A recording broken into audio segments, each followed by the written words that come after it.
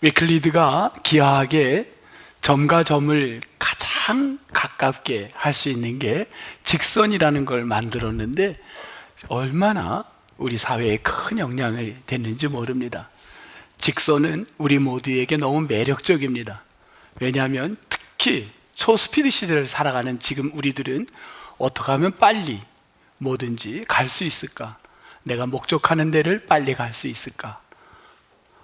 내 인생에 빨리 성공할 수 있을까? 요즘 시대만큼 직선을 우리가 소망할 때가 없습니다. 그런데 우리가 살다 보면 직선만 있질 않아요. 내가 이번에 승진이 돼야 이게 다 맞아요. 요번에 내가 승진이 안 되면 너무 틀어집니다. 애 결혼 문제 모든 게 지금 엇나갑니다. 그런데 생각같이 직선으로 못 가고 돌아가게 되는 거예요. 그 돌아가는 게 얼마나 고통이고 기다림이 상처고 하루하루가 온 식구들이 다 힘들어하는지 모릅니다. 그런데 뜻대로 직선만 이렇게 갈 수가 없는 겁니다. 어찌 보면 가나안 땅은 일주일이면 갈 수 있는 직선거리입니다. 걸어서. 그런데 40년을 돌아가게 합니다. 그렇다고 여러분 곡선이 실패만 한 걸까요? 곡선은 뒤를 볼 수 있고 옆을 볼 수 있고 나름대로 내 인생을 다시 한번 볼 수 있는 곡선의 아름다움이 있습니다. 여기 나무가 있습니다. 여러분, 두 나무를 보면 정말 돌봄이 있고 안정된 가장 평화로운, 벌레를 잡아주고 잘 키워주는 그런 나무, 꿋꿋이 올라갈 수 있는 직선으로만 자랄 수 있는 나무가 우리는 소망할지 모릅니다. 그런데 세상의 나무는 다 저렇게만 자라지 못합니다. 옆에 있는 나무를 보게 됩니다. 여러분, 저 나무는 어떻게 보입니까? 저는 저 나무를 보면서 마음이 슬펐어요. 사실은 저도 너무 마음이 아팠어요. 왜냐하면 어떻게 하든지 뿌리를 내려보려고 혼자서 아무 도움도 없어요. 내가 혼자 한번 이곳 춘천에 와서 살아보려고 이를 악물고, 저 사진을 보면서 너무 마음이 그냥 우울했어요. 살려고, 뿌리 내려보려고. 사람들은 저 사진을 마지막에 봐서 우리가 결과론적으로 너무 멋있다고 해요. 낙낙장성이라고 합니다. 축 늘어졌지만 가지가 축축축 낙낙됐지만 장성되어 가는 걸 우리는 꿈꿉니다. 결과는 낙낙장성이지만 저기까지 갈 때 얼마나 힘들었을까?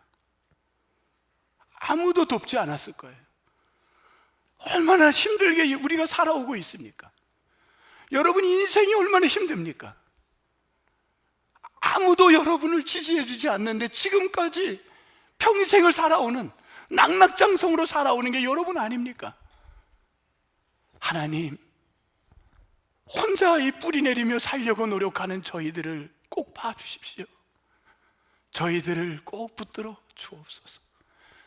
여러분, 절대 낙심하지 마시고, 절대 포기하지 마시고, 절대 끝났다고 생각하지 마시고, 60년, 40년이 돌아가도 다시금 꽃이 피고 싹이 나고 올라갈 줄 믿습니다.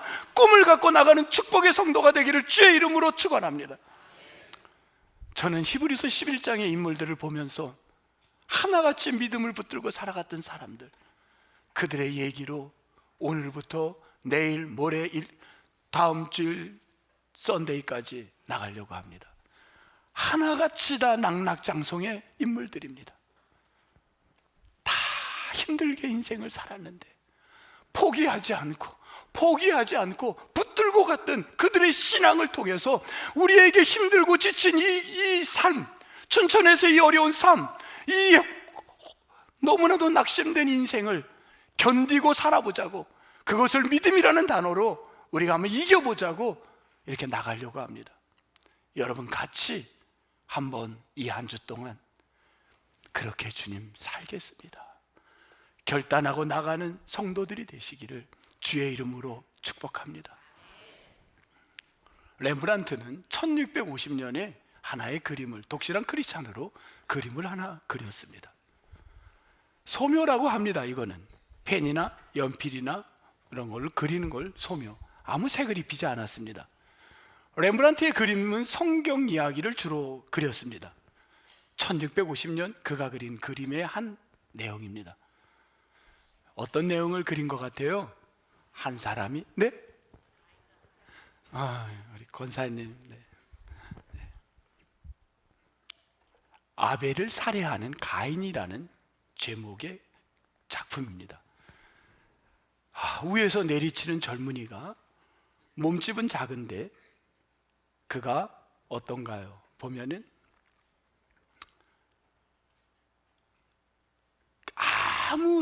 아주 체구가 아주 단단한 사람이 제압을 시켜버리고 밑에 있는 사람은 한마디도 못합니다. 살려달란 말도 못하고 끽소리도 못하고 지금 죽어가고 있는 모습. 왜 저렇게 됐냐면 이유가 좀 전에 있었습니다. 그 이유가 옆에 그림에 나와 있습니다. 하나의 그림인데 그 안을 둘로 지금 나눠본 겁니다. 두 제단이 있습니다. 하나는 낮은 제단과 하나는 높은 제단입니다. 높은 제단은 가인이 제단 드린 거고 낮은 제단은 아벨이 드렸는데, 높은 제단에는 곡물을 놓고 드렸고 아래 제단에는 뭘 했냐면 가축을 놓고 제사를 드렸는데, 그날 제사를 하나님이 밑에 제단 아벨의 제사만 받았습니다. 가인의 제단에, 가인은 마치 야수가 된 것처럼 지금 아벨의 제단 위에 날카로운 짐승이, 사나운 짐승이 하나 그려져 있습니다. 그 짐승이 개인지 아니면 야수인지 뭔지는 모르겠지만 무서운 야수입니다. 그는 그 제단을 막 해치고 있습니다. 왜 하나님은 저렇게 가인의 제사를 안 받아줬고 아벨의 제사만 받았을까? 이게 오늘 우리에게 던져지는 질문입니다. 오늘의 주제어는 예배입니다. 오늘은 예배. 왜 그랬는지 1980년대 중반까지 세계 신학자들은 이 부분을 몇 가지로 정리를 이렇게 했습니다. 그 이유를, 첫째, 어떤 해석을 했냐면 독일의 신학자입니다. 이분은 군켈이라는 신학자는 하나님은 양치는 자를 더 좋아했다. 그래서 성경에는 양치는 자를 선하게다 쓰고 있는 거다라고 군켈은 이야기했습니다. 두 번째로, 하나님은 제물로 곡물보다 짐승을 드리는 걸 더 좋아했다. 쉽게 말하면 하나님은 뭐예요? 육식을 더, 그러니까 이게 채식이 아니라 뭐야? 육식이라 그래요? 육식이다, 이런 얘기인 거예요. 이렇게 했는데 요거는 네덜란드 학자 야콥이라는 사람이 이런 얘기를 했습니다. 둘 다 최근에서는 아니라고 합니다. 그건 옛날에 벌써 과거의 신학이었습니다. 하나님은 성경에 한 번도 양치는 자를 직업을 구분한 적이 없었다고 이야기를 하고, 하나님은 만약에 곡물을 했다면 왜 소재를 갖고 제사를 드렸겠습니까? 곡물로 드리는 거 말이 안 되지 않습니까? 이건 아닙니다. 또한 어떤 사람은 이렇게 얘기를 합니다. 제사 드리는 방법에 문제가 있었다. 이것도 아니라고 합니다. 왜냐하면 제사는 창세기에 처음 등장할 때는 아직 제사법이 없었습니다. 제사법은 언제 등장하면 레위기 10장에 가야 나옵니다. 그렇다면 제사를 잘못 드렸다는 것도 맞지 않습니다. 우리가 지금 어디에 관점을 자꾸 두냐면 제물에 관점을 두니까 여러분 해석이 안 되는 겁니다. 오늘 저 텍스트의 키는 제물에 관심을 가지면 안 되고 어디에 관심을 드려야 되냐면 제사를 드리는 사람에게 포커스를 맞춰야 됩니다. 왜 그런 논지가 나오냐면 지금부터 그 논지에 대한 설명을 한번 해보겠습니다. 왜 제사 드리는 사람에게 우리가 포커스를 맞춰야 되느냐? 과거 1980년대, 80년대 중반에 신학자들은 제물에 포커스를 맞췄는데 새로운 요즘은 사람으로 포커스를 맞추기를 바랍니다. 그렇게 바꿔갑니다. 왜냐하면 오늘 읽은 히브리서 11장 4절에서 그 이유를 시작을 한번 해보겠습니다. 여러분 지금부터 성서를 계속 히브리서 창세기 몇 군데를 왔다 갔다 할 텐데 여러분 정신을 활짝 차려서 말씀을 보겠습니다.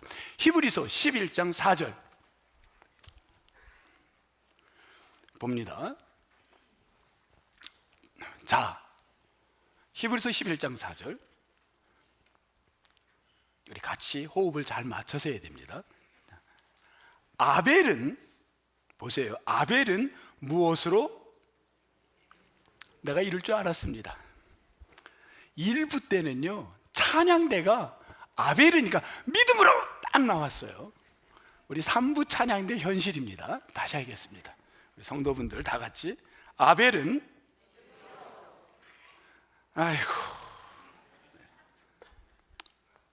아벨은 믿음으로 누구보다 가인보다 어떠한 제사?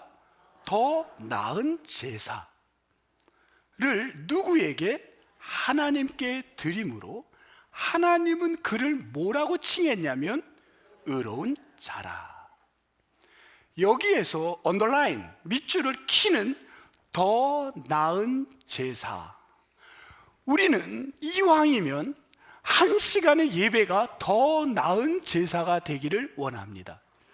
그러면 어떻게 해야 더 나은 제사일까? 이게 우리의 오늘 관심이 돼야 됩니다. 더 나은 제사는 뭘까?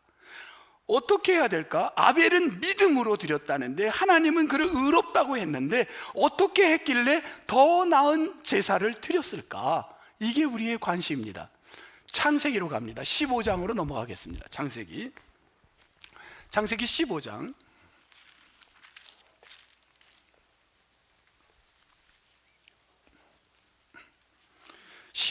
4절로 갑니다. 아브라함은 나이 들었는데 아이가 없었는데 종을 보고 이 엘리에셀 이 종이 내 상속자가 아닙니까? 했을 때 여호와의 말씀이 4절입니다. 아브라함에게 임하여 이르시되 그 사람이 내 상속자가 아니라 내 몸에서 아브라함이 나이가 있는데 이미 세상 방법으로는 이성적으로 합리성으로는 끊어졌어요. 내 몸에서 날짜가 내 상속자가 되리라 이렇게 얘기를 합니다. 6절 그때 말도 안 되는 합리성 이성적 세상적 방법으로 말도 안 되는데 아브라함은 그 말을 듣고 6절 읽습니다. 시작. 아브라함이 여호와를 믿으니 여호와께서 이를 그의 의로 여기시고. 아브라함은 그 하나님의 말을 믿었습니다. 그때 하나님은 그를 뭐라고 불렀냐면 의로 여기셨다. 아벨이 믿음으로 하나님 앞에 더 나은 제사를 드릴 때 하나님은 그를 뭐라고 했냐면 의로 여기셨다. 어떤 예배자가 드렸냐면 이성적, 합리적, 상식적이지 못한데 말씀을 붙들었고 믿었다는 겁니다. 하나님 말씀을 믿은 자가 더 나은 제사를 드린 자입니다. 창세기 4장 가인은 그러면 어땠는가? 가인의 이야기는 안 나옵니다, 성경에. 그런데 우리는 유추해 볼 몇 개의 성경 말씀을 찾아보겠습니다. 창세기 4장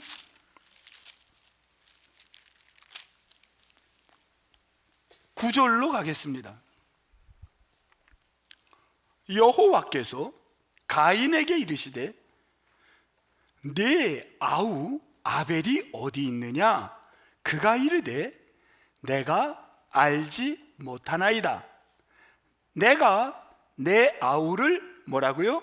지키는 자니까.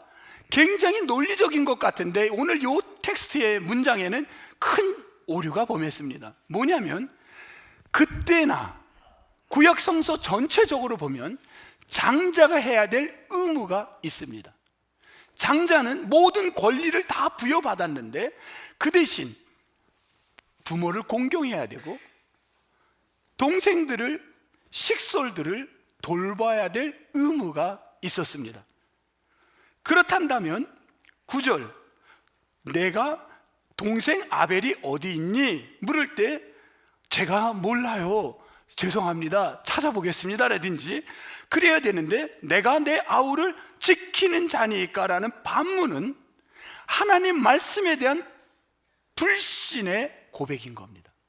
내가 왜 그 일을 해야 합니까? 이거는 본인에게 맡겨진 일을 감당하지 않겠다는 겁니다. 그뿐만이 아니라 그 전에 그는 자신의 제사를 받지 않았다고 5절 가인이 둘째 줄 몹시 분하여 얼굴색이 변하니, 그 얼굴에서 화가 난 게 예배 시간에 이미 드러나기 시작을 하는 겁니다. 제사를 드리는데. 그리고 7절 하나님이 그에게 말합니다. 내가 선을 행하면 어찌 낯을 들지 못하겠느냐? 네가 왜 그렇게 고개를 숙이고 있니? 네 자신이 뭔가 부끄럽지 않니? 하고 말씀으로 그를 이야기를 합니다. 여러분, 오늘 재물에 관심이 아니라 우리의 포커스가 제사를 드리는 사람으로 방향을 바꿔야 됩니다. 하나님께 예배하는 자가 소나 양이나 곡물이 문제가 아니라 어떤 마음으로 드렸느냐, 여기에 지금 포커스를 두고 있는 겁니다. 이분들을 분명하게 신약성서에서 딱 정리를 내려주는데 어디로 가냐면 요한 1서 3장으로 가보겠습니다. 여러분, 이 창세기 4장은 그대로 놔둬야 됩니다. 다시 옵니다. 요한 1서 3장 390면입니다. 요한 1서 3장 12절.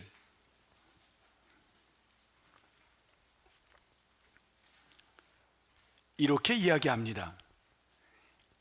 가인같이 하지 말라. 그는 악한 자에게 속하여 그 아우를 죽였으니 어떤 이유로 죽였느냐? 자기의 행위는 악하고 그의 아우의 행위는 어떻다?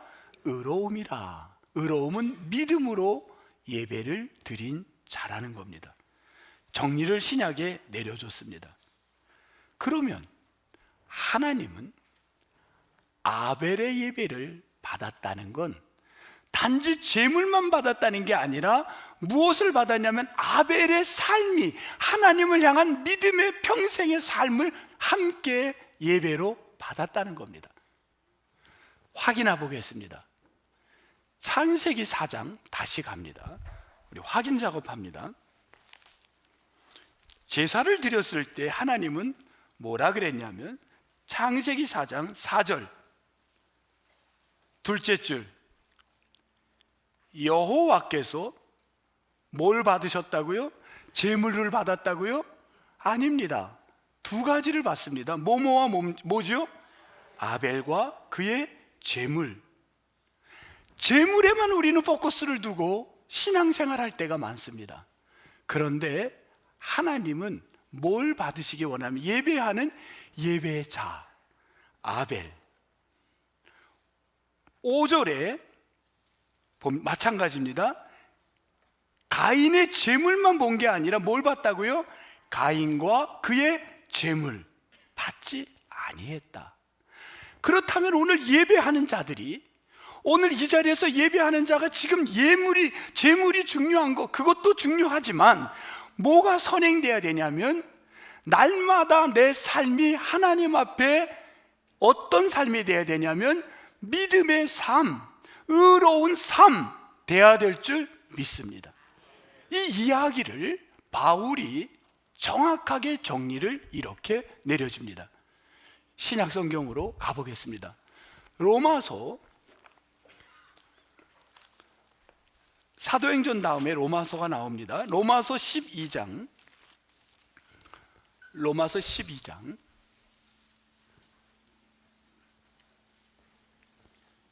1절 같이 봉독하겠습니다. 시작. 그러므로 형제들아, 내가 하나님의 모든 자비하심으로 너희를 권하노니, 보세요, 잠깐 스톱하세요. 너희를 권하노니, 콤마는요 숨을 들여마시고 중요한 얘기가 나와요. 그 말을 하기 전에 숨을 들여마셨다고 우리 하겠습니다. 시작. 너희 몸을 하나님이 기뻐하시는 거룩한 산 제물로 드리라. 스톱. 뭘 드리라 그랬죠? 너희 몸을. 아벨과 그의 제물, 아벨의 삶, 날마다 매일의 삶이 하나님께 드려지는 신실한 제사가 되어야 될 줄 믿습니다. 이게 쉽지가 않은 거예요. 이게 어려워요. 제물만 드리는 건 너무나도 쉬워요. 돈 있으면요 얼마든지 드려요. 없으면 곡물도 드려요. 그거는 문제가 덜해요. 근데 날마다 내 삶이 하나님 앞에 신실한 게 힘든 거예요. 그래서 여러분, 우리가 이 겨울을 할 수만 있다면, 어떤 분은 몸이 여러분이 움직일 수 있다면, 내가 아침에 일어날 수 있는 건강이 있다면, 이 특별 새벽기도, 이 추수감사절 기간이라도 우리가 하나님께 나와 기도하자고 했던 겁니다. 날마다 삶이, 매일마다 삶이 거룩한 삶을 산다는 게 절대 세상이 우리를 그냥 두지 않습니다. 지난 주일 예배가 끝나고 저는 전화 하나를 받았어요. 목사님, 임종 예배를 해줬으면 좋겠어요. 아, 그래요? 그래서 오늘 주일날 어디도 가고 그러니까 다음에 하면 안 될까요? 아니에요, 오늘 하셔야 돼요. 그러면 저녁 예배 끝나고 제가 갈게. 아니에요, 낮에 해주셔야 돼요. 빨리 오셔야 돼요. 급한가 보다. 알았습니다 하고는 어디 교회 가서 예배를 또 오후에 가서 하고는 빨리 달려서 어떤 장로님과 우리 부목사님과 함께 갔어요. 요양병원으로 갔어요. 거기에 누워 계셨어요, 어른이. 그리고 달려 들어갔어요. 그래가지고 이렇게 보고서는 이렇게 가가지고 이제 하늘나라 가시는가 보다 이래가지고 막 가가지고는 이렇게 했더니 이분이 갑자기 눈을 탁 뜨시는 거예요.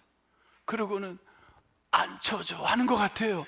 그랬더니만 그 식구들이 이렇게 침대를 돌려가지고 이렇게 해가지고 이분을 앉혀놓은 거예요. 그래서 제가 이렇게 했더니만 기도를 이제 하는 거예요. 하나님, 이분이 이제 세상을 떠나려고 하는데 이분이 갑자기 주여 아멘 하는 거예요. 깜짝 놀랐어요. 아직 떠날 때가 아닌 거예요. 그래서 순간 떠날 때로 기도해야 되나? 아니면 살려달라고 기도를 해야 되나? 이제 고민이 되는 거예요. 그래서 임종 기도라 그랬는데, 그래도 임종이라고 했으니까 안 되겠다, 행동해야지.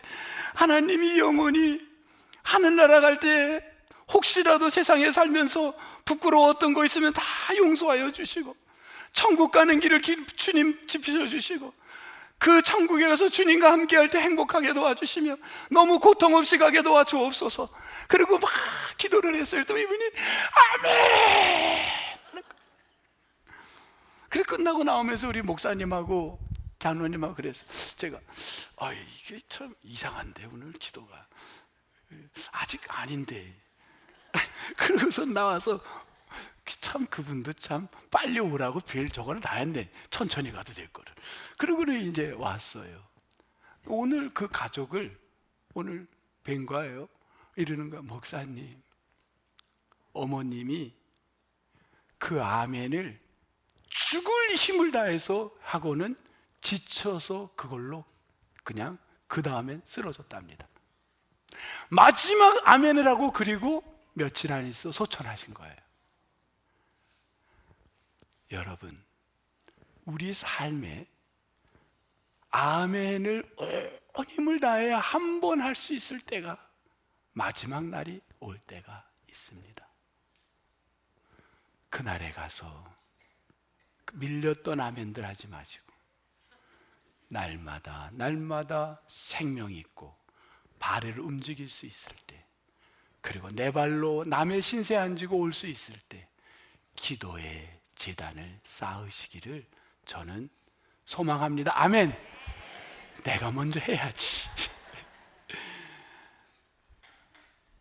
이번 주간 제가 지난주 우리 특별 새벽 기도를 하자 하는데 특별 새벽 기도가 아니라 평상시 새벽처럼들 나왔어요.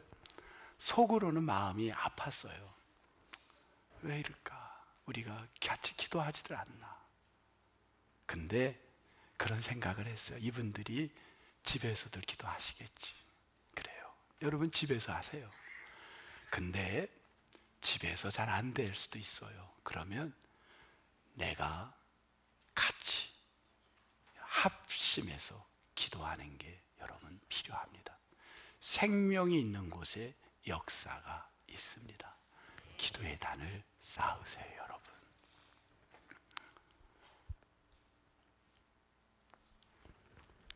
날마다 거룩한 너의 몸을 제물로 드리라는 거예요. 날마다. 제사, 헌금 그것만이 아니라, 물질 그것만이 아니라 몸을 드리라는 거예요. 근데 여러분 그걸 하고 있냐는 거예요. 로마서 12장 뭐라 그랬나요? 그 다음 말, 이는 너희가 드릴 영적 예배니라. 여러분, 영적 예배가 뭘까? 영어로, 여러분이 생각하는 영어 단어가 아니에요. 여러분 실망할 거예요. 리저너블이라는 단어가 나와요. 리저너블을 영적으로 해석하는 건요, 그냥 드문 일입니다. 우리는 좀 스피리추얼이라든지 뭔가 오기로 바라는데 리저너블이 와요. 리저너블은요, 이성적인 거예요. 말이 돼요? 내가 이성적인 예배를 드리라는 거예요. 그게 여러분 내 이성을 믿을 수 있어요? 근데 내가 생각하는 이성으로 드리라는 거예요. 여러분 그렇게 해석을 한때 했습니다. 굉장히 위험했던 해석입니다. 이거 아닙니다. 여러분 이 해석 아닙니다. 리저너블은, 바울이 이 말을 썼을 때 리저너블은 어떤 리저너블이냐면 신중심의 가치관을 갖고 있던 사회였습니다. 여기 리저너블은 내 인간 중심의 합리가 아니라, 이성이 아니라 하나님 중심의 합리성, 하나님 중심의 이성을 강조하던 시대의 고백이었습니다. 그러면 내가 영적 예배를 드린다는 건 내 이성에 합당한 예배를 드리라는 게 아니라 누구의 이성에 합당하다는 거예요? 하나님 보시기에 합당한 합리적 가치관이 있는 예배자가 되라는 거예요. 이게 달라요. 우리는 나 중심적, 가인은 내가 생각했던 자신의 합리적, 내가 죄물 드렸는데 왜 안 받아? 하나님은 하나님 중심의 리저너블을 원했던 거예요. 이번 주에 어떤 일이 있었냐면요, 또 이번 주에 목사님, 우리 부목사님이, 목사님 큰일 났어요. 성도님 한 분 아드님이 지금 중환자실에 실려갔대요. 아 그래? 목사님 빨리 전화 한번 해주시죠. 여보세요?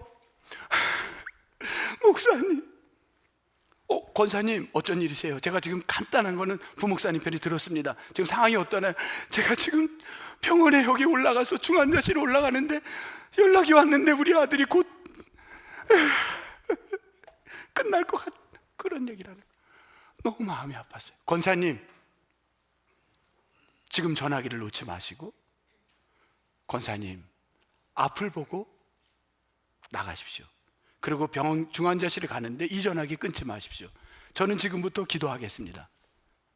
그 기도는 뭐였냐면, 하나님, 이 아들 살려주십시오. 젊은 아들입니다.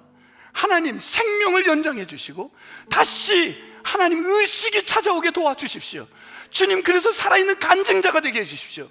여러분, 이거는 인간 중심의 이성이 되나요, 안 되나요? 아니죠. 인간 중심으로는요 이렇게 했어야 됩니다. 저는, 권사님 숨을 크게 돌리시고 의사들에게 한번 맡겨보십시오. 그리고 권사님 마음을 담대하게 하시고 그 결과가 어떤 게 나오도 절대 권사님 쓰러지면 안 됩니다. 권사님 정신을 바짝 차리시고 요즘 현대의학을 믿으셔야 됩니다 라고 했어야 저는 리저너블한 목사가 되는 겁니다. 근데 그 순간에 저는 누구 중심의 리저너블을 갖냐면, 하나님 중심은, 나 김한호라는 사람의 생각했던 세상의 가치는 사람이 의식 없이 쓰러지면 죽을 수밖에 없는 의사의 도움만 바라보는 건 인간의 리저너블이지만, 하나님의 리저너블은 우리가 상상할 수 없는 엄청난 한계를 갖고 있는, 능력을 갖고 있는 걸 믿었던 겁니다.